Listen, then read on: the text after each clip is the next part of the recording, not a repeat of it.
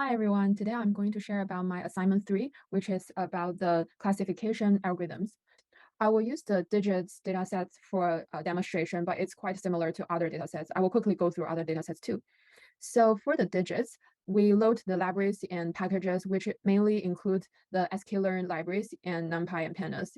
And we also stop the warnings because there are some warnings generated from the algorithms, but it will not affect the results.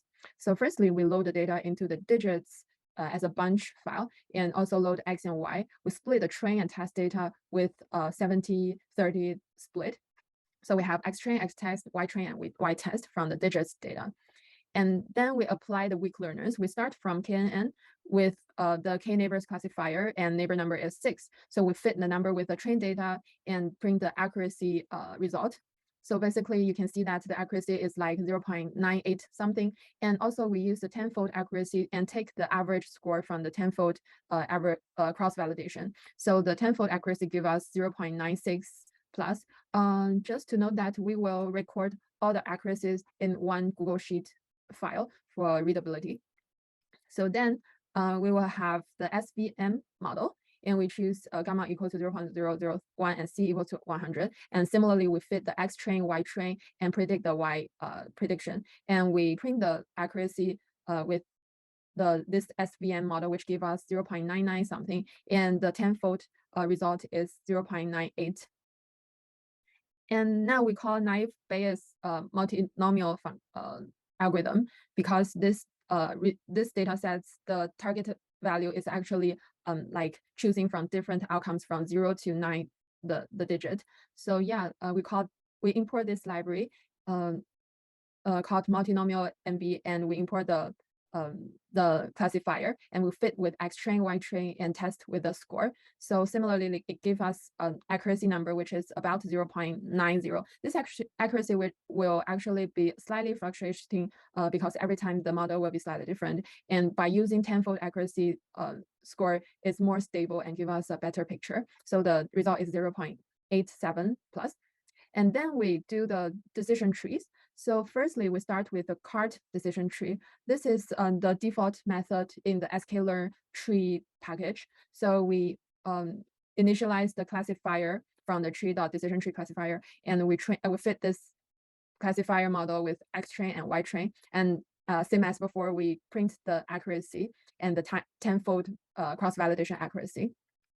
So in this decision tree, the accuracy is slightly lower. It's only 0.8 something, and the tenfold accuracy is 0.83 plus. And then we use ID3 as another decision tree. Instead of using sklearn, now we use the package called ID3. Sorry. So it's there is a ID3 estimator to help you fit the train data. So let's run it. Just note that because this ID3 package doesn't really give you a direct accuracy score from this method, so we are calling an accuracy score package to compare the difference between Y predict and Y test. And this accuracy will be the same with the previous accuracy reported. So the calculation method is exactly the same and it's comparable.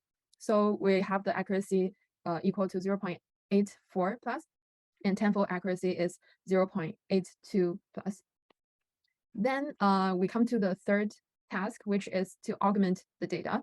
I read a few sources on the data augmentation, and I understand that we need to increase the data set size to help the algorithm to predict the data more accurately.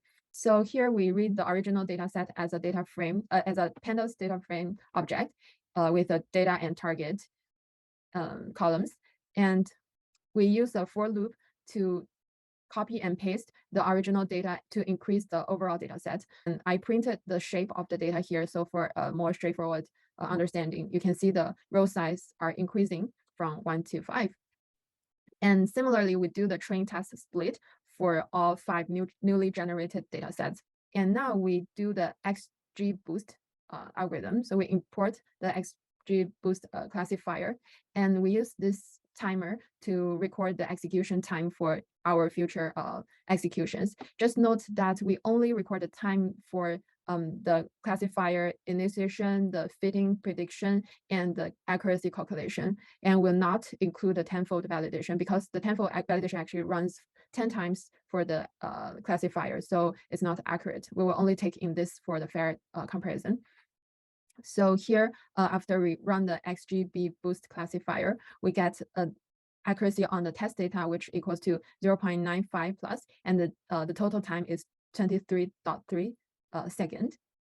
And we use the tenfold validation to validate this classifier for a more stable accuracy report. And after 10 times, we will have a mean score, which is 0.93. And similarly, we apply this method to like the other 4 data sets, which are X-train 2, Y-train 2, and so on and so forth. And we collect the accuracy number and the execution time. We can see that the accuracy actually increases when the data set increases, and also the execution time increases when the data set increases. I think this is natural because you have more data and it requires more time to run the to train the model and do the prediction. And similarly, we do the tenfold validation here. So I recorded all the data here.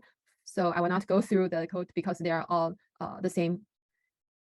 And yeah, so you can see that when you increase the data set to 3, like 3 times the original data set, you will get the tenfold accuracy score. It means equal to 1. So it means like all the data are correctly predicted. And yeah. So let's look at the light GBM algorithm. It is another classifier. So we will use the LGBM classifier instead of regressor because this is a discrete result for the target.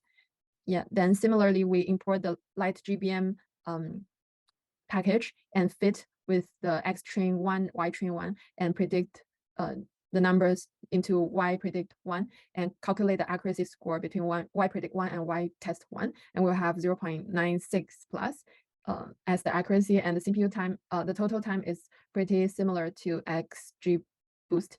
Yeah. And for the tenfold cross validation, we have the accuracy reported as 0.94. And similarly, when we increase the data set, we will realize the accuracy actually is like better and better than the previous prediction. So especially when we have twice the time, the data set, we will achieve a tenfold accuracy score means equal to 1.0. And yeah, when we just follow the data sets and increase the size, and we can see that the tenfold accuracy is always 1.0. So lastly, let's go through the CatBoost classifier. We import the CatBoost library into our classifier, and we create a CatBoost 1. We have the iteration times equals to 50 because I tried different iteration times. I think 50 is a good choice because it gives sufficient accuracy, but the time is also short. And the learning rate is 0.5. I also chose between different options of learning rate. I realized this give a good result. And we fit the model for X-train, Y-train, and do the prediction. Similarly, we calculate the accuracy. So we can see that the accuracy is around 0.93, and the execution time is much faster than the previous 2 algorithms. So we do the tenfold validation. It gives a 0.92 accuracy. I realized that this CatBoost gives a slightly lower accuracy score compared to the other 2 options, but the time is also much faster. So similarly, we apply the same classifier. Sorry, this should be classifier into other data sets, and we can see that the accuracy is increasing significantly. And yeah, we just repeat this operation for our other data set, and we can see that the accuracy is like increasing constantly. And in the tenfold validation, it can increase up to 0.97 for the largest data set, and the total time is only 1 second. So we repeat the program for Iris and Wine data set too. I will not go through the code because they are just exactly the same, and we recorded the accuracy on the test data and tenfold cross validation for 3 of these data sets for all the algorithms. We realized that the KNN and SVM do not give a good result for the wine prediction. I think this is partially because the wine data set is smaller than the digits. So the traditional algorithm might not give a good result. And when we increase the data set size and do the 3 different bagging and boosting method, we can see the overall the accuracy are quite good, all above 90%. Actually, most are above 95% accuracy.